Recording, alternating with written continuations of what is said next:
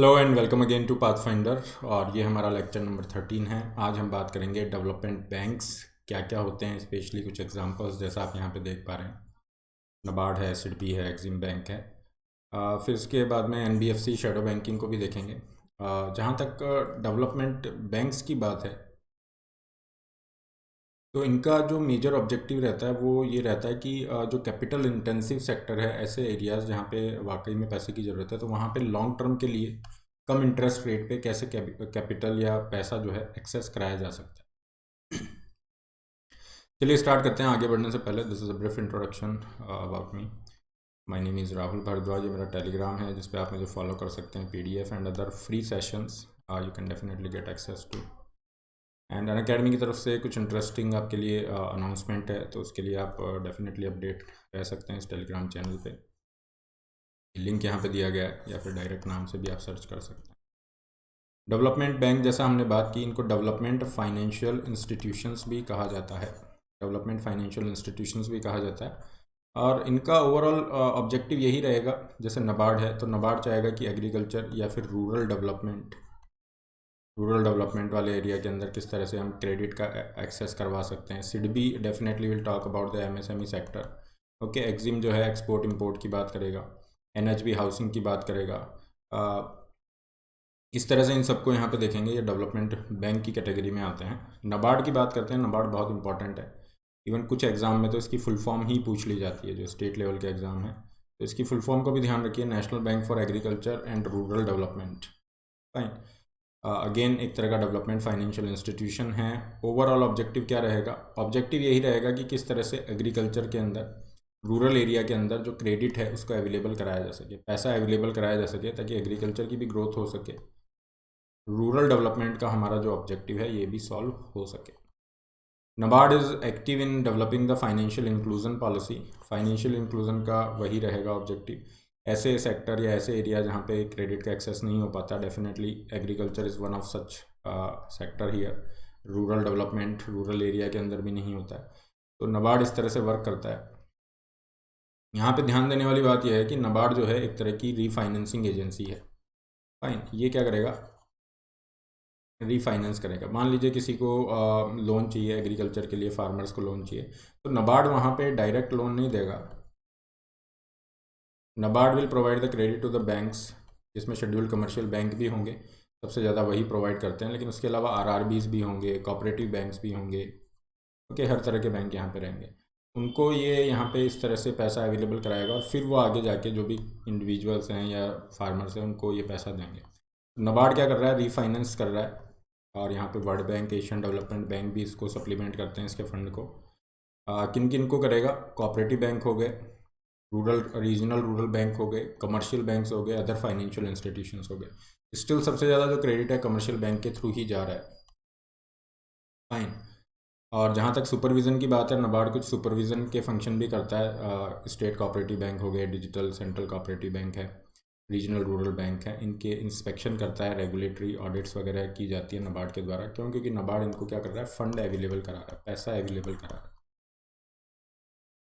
इसके अलावा नबार्ड की हम बात करें तो डेफिनेटली कॉटेज इंडस्ट्री हो गए, गृह उद्योग हो गए, विलेज इंडस्ट्री, इनको भी सपोर्ट करता है। और यहाँ पे दो इम्पॉर्टेंट फंड हैं नबार्ड के जो आपको ध्यान रखने हैं। एक है rural innovation fund. Rural innovation fund क्या करेगा कि जो रूरल एरिया है वहाँ पे कोई इनोवेटिव आइडिया बेस्ड कोई भी स्टार्टअप है, तो उसको ये सपोर्ट करेगा ये फंड। फाइन। ताकि रूरल एरियाज़ के अंदर जो है कोई भी प्रॉब्लम है उसका सॉल्यूशन भी यहाँ पे मिल रहा है, डेवलपमेंट भी हो रहा है, एम्प्लॉयमेंट अपॉर्चुनिटीज़ क्रिएट हो रही है, वेल्थ क्रिएशन हो रहा है। तो फ्रॉम दैट परस्पेक्टिव ये रूरल इनोवेशन फंड सब आपका सेटअप किया गया, और इन सभी ऑब्जेक्टिव के लिए ये क्या करता है? फाइनेंशियल सपोर्ट अवेलेबल कराता है।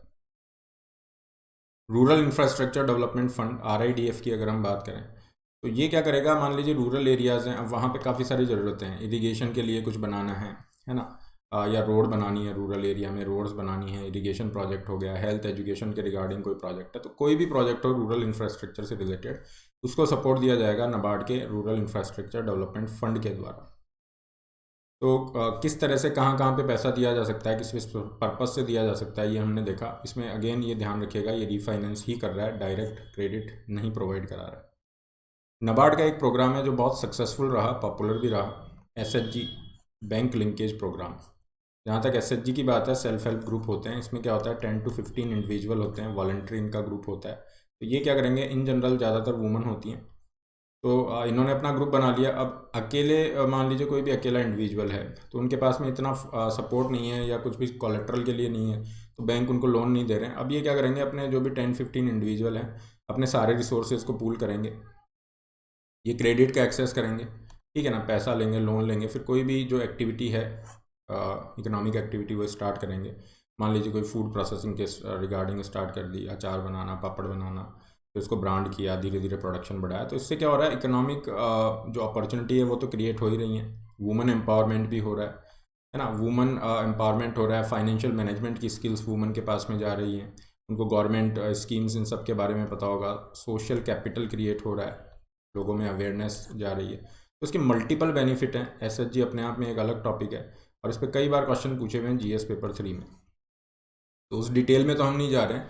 लेकिन एसएचजी बैंक लिंकेज, ये जो प्रोग्राम है जिसके थ्रू बैंकों के द्वारा एसएचजी को पैसा अवेलेबल कराया गया, उसके अंदर नाबार्ड का बहुत इंपॉर्टेंट रोल था और ये काफ़ी सक्सेसफुल रहा है। इसको माइक्रो फाइनेंस के टूल के रूप में माना जाता है। माइक्रो फाइनेंस का क्या मतलब होता है, कम लेवल पे आप पैसा अवेलेबल करा रहे हो। जनरली क्या है, अलग अलग कंट्री में अलग अलग है, बट इन जनरल ये माना जाता है 1 लाख तक का जो लोन है, 1 लाख या उससे कम का जो पैसा है, वो माइक्रो फाइनेंस की कैटेगरी में आ रहा है। ये हुई नाबार्ड की बात, जो कि एग्रीकल्चर रूरल एरिया पे फोकस कर रहा है। सेकंड हमारे पास है SIDBI, small industries development bank of India. इसे 1990 के अंदर एस्टेब्लिश किया गया है, पार्लियामेंट एक्ट के अंडर में ही, ओके। और ये क्या कर रहा है, फाइनेंशियल सपोर्ट प्रोवाइड कराएगा किसको, माइक्रो स्मॉल मीडियम एंटरप्राइज को। और ऑब्जेक्टिव यही रहेगा, अगेन रीफाइनेंसिंग तो कर ही रहा है। रीफाइनेंसिंग में क्या होगा, सिडबी जो है बैंकों को पैसा देगा और बैंक्स आगे एमएसएमई को देंगे। लेकिन इसमें क्या है, ये डायरेक्ट भी क्रेडिट एक्सेस करवाता है ना। रीफाइनेंसिंग ऑपरेशन के अलावा ये क्या करता है, डायरेक्ट लेंडिंग भी करता है। It works under the jurisdiction of the ministry of finance. इसका हेडक्वार्टर आपका लखनऊ के अंदर है और एमएसएमई सेक्टर के रिगार्डिंग ये बहुत इंपॉर्टेंट रोल प्ले करता है। नेक्स्ट हम आते हैं एग्जिम बैंक, भारतीय आयात निर्यात आयात बैंक। तो नाम से ही पता चल रहा है ये क्या करेगा, ये फाइनेंशियल सपोर्ट प्रोवाइड कराएगा किसके रिगार्डिंग, जो भी एक्सपोर्ट और इंपोर्ट हो रहा है। एग्जिम बैंक को भी अगेन यहाँ पे आपका सेटअप किया गया एग्जिम एक्ट के अंडर में 1981 में। 82 से इसने अपना फंक्शन स्टार्ट किया। फाइनेंशियल असिस्टेंस दे रहा है जो भी एक्सपोर्टर हैं, इंपोर्टर हैं, ताकि इंडिया का जो है एक्सटर्नल जो ट्रेड है वो इंक्रीज़ हो सके। स्पेशली एक्सपोर्ट हम इंक्रीज़ करना चाह रहे हैं, क्योंकि एक्सपोर्ट हमारा इंक्रीज़ होता है तो डेफिनेटली काफ़ी अच्छा रहता है।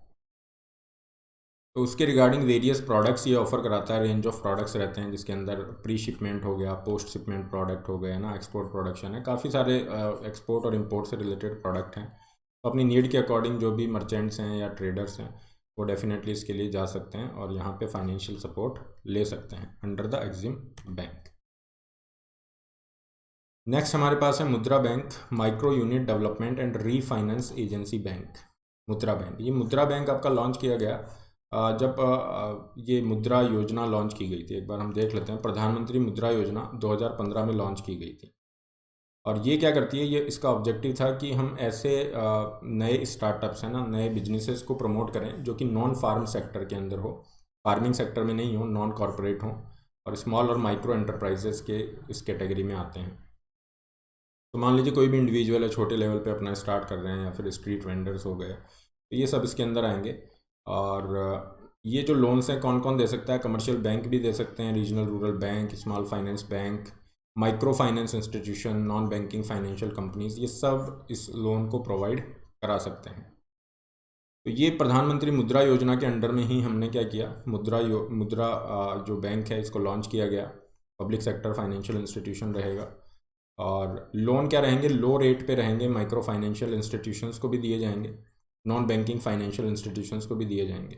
तो ये देखिए यहाँ पे फिर से लिखा हुआ है रीफाइनेंस एजेंसी। रीफाइनेंस एजेंसी क्या करेगी, बैंकों को या जो भी क्रेडिट इंस्टीट्यूशन है, मान लीजिए कोई non banking financial company NBFC है, एनबीएफसी फॉर एग्जांपल कुछ भी हो सकता है, जैसे बजाज फाइनेंस को ही ले लीजिए, तो ये उनको पैसा अवेलेबल कराएगा, बैंकों को पैसा अवेलेबल कराएगा, ताकि वो आगे जो भी है उनको पैसे लोन अवेलेबल करा सकें। जो भी यहाँ पे एलिजिबल होंगे, एलिजिबिलिटी की अगर हम बात करें तो स्मॉल मैन्युफैक्चरिंग यूनिट्स हो गई, शॉपकीपर्स हैं, फ्रूट एंड वेजिटेबल वेंडर्स हो गए, आर्टिसंस हो गए। तो छोटे से छोटे लेवल पे भी ये क्रेडिट की अवेलेबिलिटी इंश्योर कर रहा है।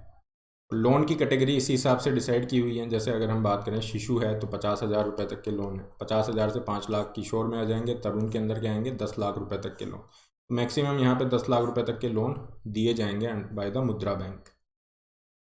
और इसके लिए मुद्रा बैंक क्या करेगा, पार्टनर करेगा जो भी कमर्शियल बैंक है या और जो भी माइक्रो फाइनेंस इंस्टीट्यूशन हो गए, ठीक है, कि आप इस तरह से इन लोगों को आइडेंटिफाई कीजिए, इनको क्रेडिट अवेलेबल कराइए, उसके लिए पैसा हम आपको प्रोवाइड कराते हैं। This is the thing. यहाँ पे लास्ट ईयर गवर्नमेंट के द्वारा एक प्रेस रिलीज जारी किया गया था और उसमें ये मेंशन किया गया था, इसके सबसे ज़्यादा जो बेनिफिशियरी हैं वो वुमेन है। Majority of the beneficiaries are women under this Mudra योजना।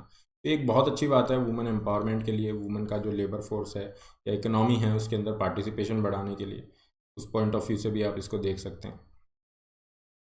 और मुद्रा बैंक जनरली टारगेट कर रहा है उन लोगों को जिनको जो ट्रेडिशनल बैंक हैं, जो रेगुलर बैंक्स हैं, उनसे सपोर्ट नहीं मिल पाता है ना, वहाँ से लोन नहीं मिल पा रहा है, के दायरे से बाहर हैं, तो ये मुद्रा बैंक इनको सपोर्ट प्रोवाइड करवा रहा है।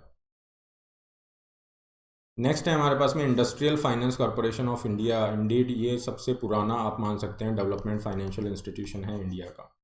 इसे एस्टेब्लिश किया गया 1948 के अंदर स्टेट्यूटरी कॉरपोरेशन के रूप में। ओके, और अभी तो पब्लिक लिस्टेड हो चुका है, BSE NSE के अंदर लिस्टेड कंपनी भी है।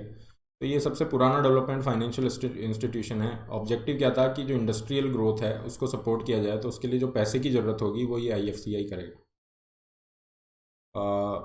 Financial activities cover various kind of objects, जिसके अंदर क्या है, कोई भी इंफ्रास्ट्रक्चर प्रोजेक्ट हो गया या फिर सर्विसेज के रिगार्डिंग हो गई या फिर कोई मैन्युफैक्चरिंग का प्रोजेक्ट हो गया, इन सबको ये सपोर्ट कर रहा है। इंफ्रास्ट्रक्चर में कुछ भी आ जाएगा, आपका रेल है, रोड है, पावर है, रियल एस्टेट के रिगार्डिंग भी सपोर्ट आपका करेगा। तो काफ़ी वेरिड इसके ऑब्जेक्टिव्स हैं। लॉन्ग टर्म के लिए लोन ये प्रोवाइड यहाँ पे करते हैं IFCI।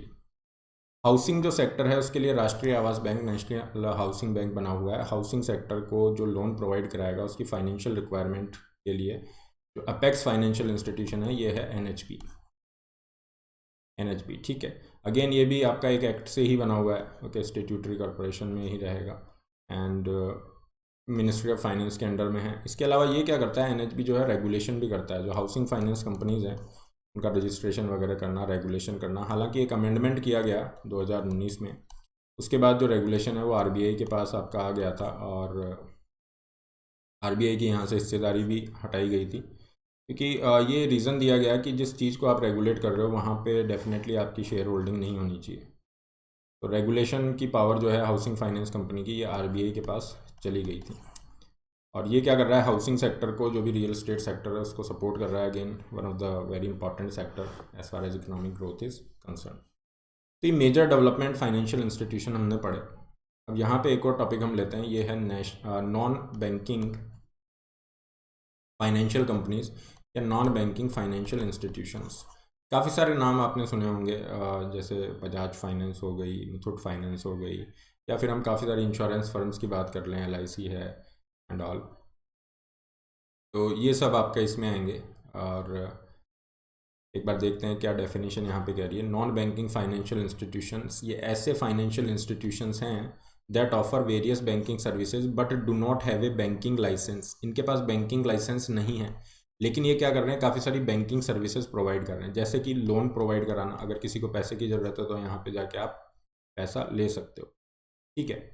तो NBFC एक तरह से कंपनी एक्ट के अंदर रजिस्टर्ड कंपनी होगी जो किस तरह के बिजनेस में आपका डील करेगी, लोन एंड एडवांस, किसी को लोन दे रही है, एक्विजिशन हो गया, शेयर, स्टॉक, बॉन्ड्स, डिबेंचर्स। तो मर्चेंट बैंक भी इसमें आ जाएंगे। जैसे मान लीजिए किसी को IPO निकालना है किसी कंपनी को, तो उसके लिए जो सर्विसेज प्रोवाइड की जाती हैं, फाइनेंशियल सपोर्ट, तो नहीं, कंसल्टेंसी आप बात कर सकते हो, उसके रिगार्डिंग जो है मर्चेंट बैंक्स और ये सब इसमें आएंगे। So all they will be here. किस तरह की कंपनी यहाँ पे नहीं होनी चाहिए, डेफिनेटली अगर कोई एग्रीकल्चर में डील कर रहा है ना, कोई सामान बेच रहा है, फर्नीचर बेच रहा है, इस तरह की कंपनीज़ को इंक्लूड नहीं किया जाएगा non banking financial companies. They should be dealing in all these areas. Investment bank हो गए, ओके, फंड्स हो गए, हैज फंड है, प्राइवेट इक्विटी फंड है। हैज फंड से एक तरह का म्यूचुअल फंड ही है लेकिन कुछ अलग इसमें रहता है ना। या आप कह सकते हो कि जो रिच क्लास है उनका म्यूचुअल फंड है। ऐसे इन सबको एक एक करके हम लेंगे, हमारा जो चैप्टर आएगा वहाँ पे हम डिटेल में डिस्कस करेंगे। जहाँ तक डिफरेंसेस की बात है तो आरबीआई यहाँ पे कहता है कि कुछ फंक्शन सिमिलर तो हैं, लेकिन यहाँ पे कुछ डिफरेंसेस भी है। मेजर डिफरेंस की अगर हम बात करें तो मेजर डिफरेंस क्या है, NBFC can not accept the demand deposit. Demand deposit का क्या मतलब हो गया, सेविंग अकाउंट और जो करंट अकाउंट है। सेविंग और करंट अकाउंट में जो पैसा आपका जा रहा है वो यहाँ पे ठीक है ना, उसके वो नहीं ले सकते। ये मतलब अगर आप यहाँ पे डिपॉजिट कराओगे तो मिनिमम 12 महीने के लिए आपको पैसा डालना पड़ेगा। Maximum limit I think 16 months तरह से है। तो डिमांड डिपॉजिट एक्सेप्ट नहीं कर सकते जिसमें आपने पैसा डाल दिया, जब मर्जी चाहे तब निकाल लिया। और इस पर आप ये अपने ये चेक भी इशू नहीं कर सकते क्योंकि ये पेमेंट सेटलमेंट सिस्टम का पार्ट नहीं है। फाइन, तो ये चेक भी यहाँ पे इशू नहीं करेंगे।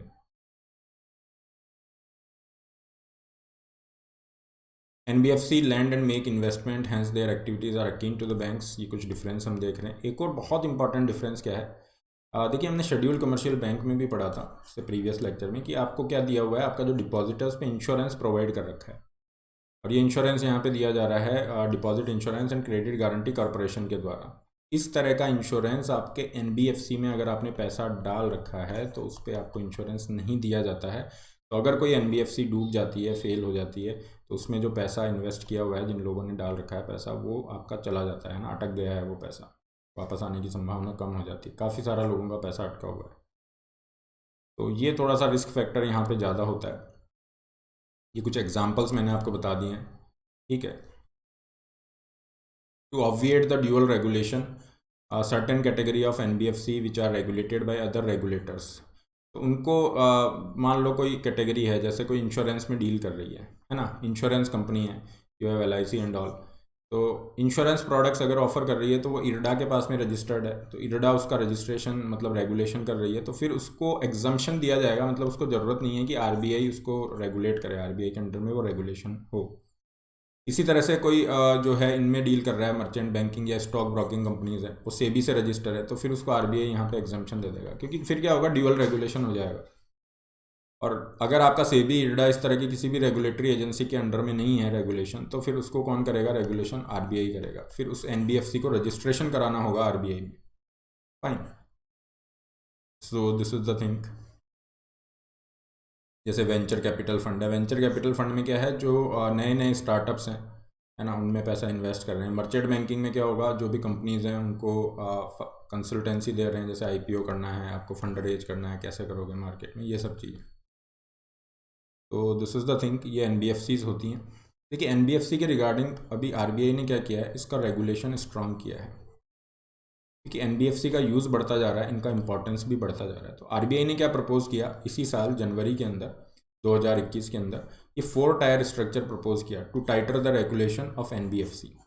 यहाँ पे क्या किया गया, ये 4 आपने स्ट्रक्चर इस तरह से बना दिए। अगर हम ये बनाते हैं ये पिरामिडिकल शेप में, तो ये जो बेस लेयर है, दिस बेस लेयर, इसमें ऐसी नॉन बैंकिंग फाइनेंशियल कंपनी होंगी जो नॉन सिस्टमेटिकली इम्पॉर्टेंट है। ओके, नॉन सिस्टमेटिकली इम्पॉर्टेंट आपकी हैं। इसको ऐसा समझिए कि ये इतने ज़्यादा बड़े लेवल पे आपका डील नहीं कर रही है। तो यहाँ पे अगर कोई कंपनी फेल हो जाती है, बंद हो जाती है, कोई फ्रॉड हो गया, तो उससे कोई ज़्यादा फाइनेंशियल मार्केट को प्रभाव नहीं पड़ेगा, है ना, कोई ज़्यादा इम्पैक्ट वहाँ पे नहीं होगा। तो these kind of company will be placed in the base layer and there will be least regulation for these kind of NBFCs, ठीक है। तो इसके ऊपर लेयर आएगी मिडिल लेयर। तो यहाँ पे क्या है, जो थोड़ी सी बड़े लेवल पे डील कर रही हैं मिडिल लेयर में, जो इम्पॉर्टेंट है, सिस्टमेटिकली इम्पॉर्टेंट है, सिस्टमेटिकली इम्पॉर्टेंट हैं, जिसमें आपकी हाउसिंग फाइनेंस कंपनीज आ जाएंगी, हाउसिंग फाइनेंस कंपनीज आ जाएंगी। डिपॉजिट जो ले रही हैं कंपनीज, एनबीएफसी ऐसी कंपनियां जो कि डिपॉजिट एक्सेप्ट कर रही हैं, वो इसमें आ जाएगी मिडिल लेयर में। फिर इसके बाद अपर लेयर है, और यहाँ अपर लेयर में क्या है, बहुत जो बड़ी लेवल पे डील कर रही हैं, है ना, जो बहुत सिग्निफिकेंट हैं, सिस्टमेटिकली सिग्निफिकेंट है, बहुत ज़्यादा इंपॉर्टेंट है। अगर कोई बड़ा प्लेयर यहाँ पे है, कोई दिक्कत हो जाती है, तो पूरा फाइनेंशियल सिस्टम को वो क्या कर सकते हैं, एक रिपल इफेक्ट भी क्रिएट कर सकते हैं, ठीक है, इनस्टेबिलिटी कॉज कर सकते हैं, नुकसान हो सकता है। तो उस कंडीशन में ऐसी बड़ी जो NBFCs हैं जो कि सिस्टमेटिकली इम्पॉर्टेंट हैं, जहाँ पे हम ज़्यादा रिस्क नहीं ले सकते, तो उसमें रेगुलेशन ज़्यादा रखा जाएगा और उसको अपर कैटेगरी में रखेंगे। टॉप लेयर अभी तो फ़िलहाल तो खाली रखी गई है।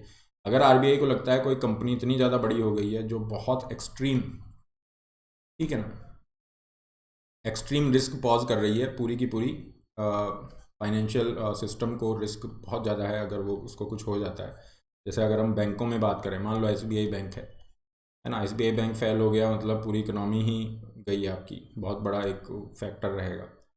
प्राइवेट बैंकों में HDFC ICICI है, तो इस तरह से बहुत बड़े लेवल पे जो कंपनीज हैं उनको RBI कह रहा है कि हम अपने हिसाब से यहाँ पे जब भी हमें लगेगा तो टॉप लेयर में पुट कर देंगे। कुल मिला के इन्होंने एक कैटेगराइजेशन कर दिया कि हाँ यहाँ पे आपको ज़्यादा रेगुलेशन की ज़रूरत है। तो ये रेगुलेशन ध्यान रखिए, करंट एक अपडेट है। NBFC के रिगार्डिंग एक टर्म काफ़ी न्यूज़ में रहती है, शेडो बैंकिंग। ये शेडो बैंकिंग क्या होती है? शेडो बैंकिंग का मतलब है वो सारे प्लेयर्स जो कि मान लीजिए कोई उधार दे रहा है, ठीक है, किसी को उधार लेना है, यू हैव फाइनेंशियल इंटरमीडियरीज हैं, ब्रोकर्स हैं, ठीक है, जो फंक्शन कर रहे हैं ट्रेडिशनल रेगुलेटेड बैंकिंग के बाहर।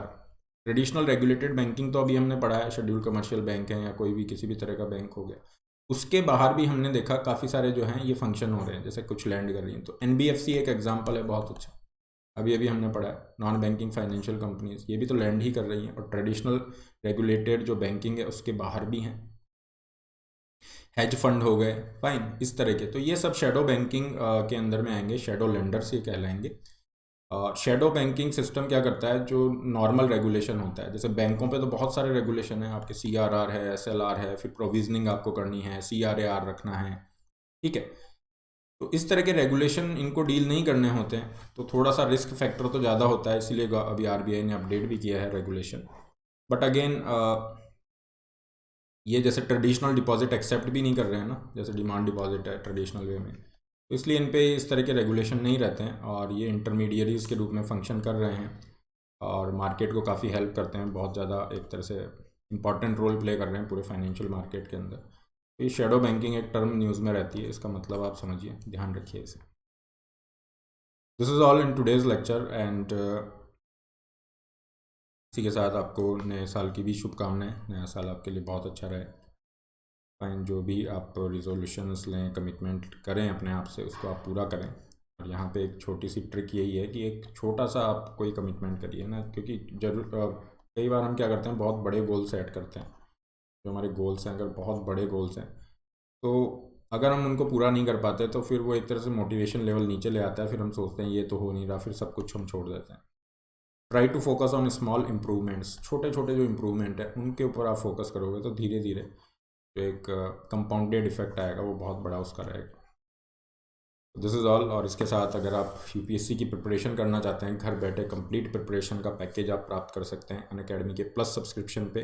ये आपको डाउट्स जो सॉल्विंग क्लासेस हैं, live classes, complete syllabus time bound manner के अंदर, टेस्ट सीरीज, आंसर राइटिंग, पूरे नोट्स प्री और मेंस के, ऑप्शनल प्रिपरेशन, सारी चीज़ें आपको यहाँ पे मिल जाती हैं। सब्सक्रिप्शन का लिंक डिस्क्रिप्शन बॉक्स में दिया गया है, और आप अपनी नीड के अकॉर्डिंग प्लान चूज़ कर सकते हैं। Put the code RBLIVE to get 10% extra off. Similarly you can go for iconic. ये आइकॉनिक का फीस स्ट्रक्चर यहाँ पे है। ये आइकॉनिक के कुछ बेनिफिट्स हैं, loan facility link is also there. अगर केवल ऑप्शनल सब्जेक्ट लेना चाह रहे हैं तो ये केवल ऑप्शनल का आपको फीस स्ट्रक्चर दिया हुआ है। 2022 और 23 वाले जो बच्चे हैं, they can definitely enrol in these batch courses and complete the syllabus. Her Sunday आपका ये कॉम्बैट होता है, स्कॉलरशिप टेस्ट है। इसका लिंक डिस्क्रिप्शन बॉक्स में दिया है, जैसे ही आप उस लिंक पर क्लिक करेंगे, put the code RBLIVE to unlock this test. आपको 1 घंटे में 56 क्वेश्चन करने हैं। काफ़ी सारे प्राइसेस भी आप जीत सकते हैं, अपनी परफॉर्मेंस को भी मेजर कर सकते हैं। इसके अलावा ये फ्री टेस्ट सीरीज है, इसका भी बेनिफिट ले सकते हैं। टेलीग्राम पे आप मुझसे जुड़ सकते हैं, और बहुत सारे फ्री सेशंस हैं या जो भी आपके डाउट्स हैं उसके regarding. So this is all. Don't forget to like, share and subscribe. All the best and have a great day.